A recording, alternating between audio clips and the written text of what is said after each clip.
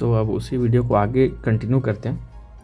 इस वीडियो में हम पढ़ते हैं, अगर आप जीडीपी और जीएनपी वाली वीडियो नहीं देखे हैं तो मैं आपसे रिक्वेस्ट करता हूं कि पहले जाइए और जीडीपी और जीएनपी वाली वीडियो देख कर आइए, नहीं तो उसके बिना शायद समझ ना लगे।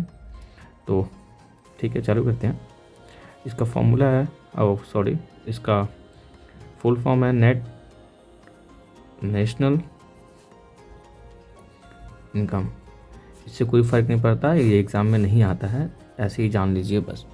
ठीक है, अब तो एनएनपी में क्या होता है, एनएनपी में ये रियल वैल्यू देता है कि हाँ अभी हमारा देश कितने का इनकम रखता है, और नेशनल इनकम हम इसी को यूज़ करके फाइंड करते हैं।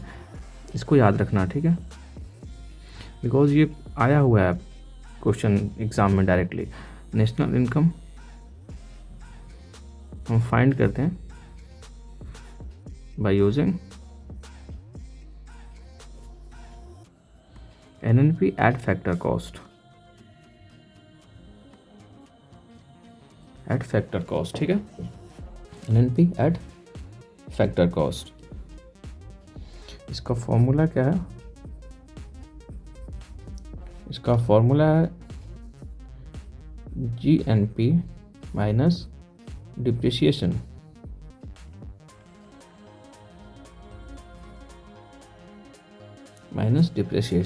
अभी डिप्रिसिएशन क्या हुआ, अगर मान लो कभी मैंने कहीं इन्वेस्ट किया था, है ना, तो उसको प्राइस में हाई एंड लो चल जाता है ना, तो उसको हम माइनस करते हैं जीएनपी में से। तो ये उसका फॉर्मूला है एनएनपी का, इसको याद रखिएगा, ये आता है पेपर में। अब इसका इम्पोर्टेंस देख लेते हैं कि ये एग्ज़ाम के पॉइंट ऑफ व्यू से भी ज़रूरी है। ये अंडरस्टैंड करता है, अंडरस्टैंड द ट्रू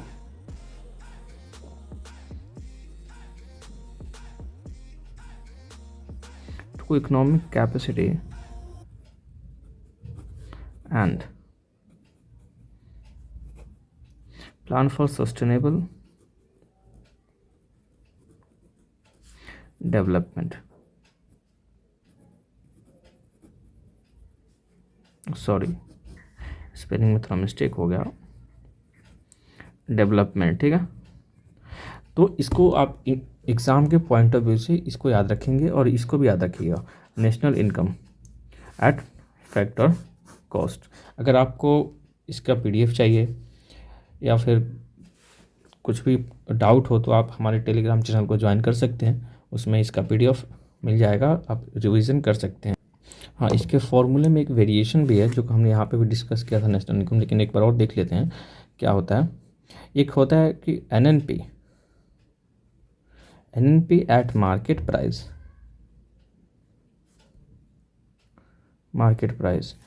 इसका डिफरेंशिएशन क्या होता है, इसका फॉर्मूला क्या होता है, GDP plus net factor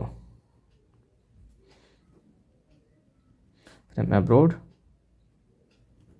abroad minus depreciation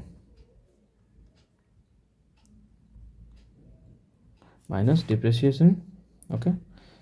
और ये क्या था, नेट फैक्टर कॉस्ट, इसको हम कह सकते हैं NFIA। ये हम पिछले वीडियो में भी पढ़ रखा हमने ये जीएनपी में, ठीक है। और दूसरा फॉर्मूला है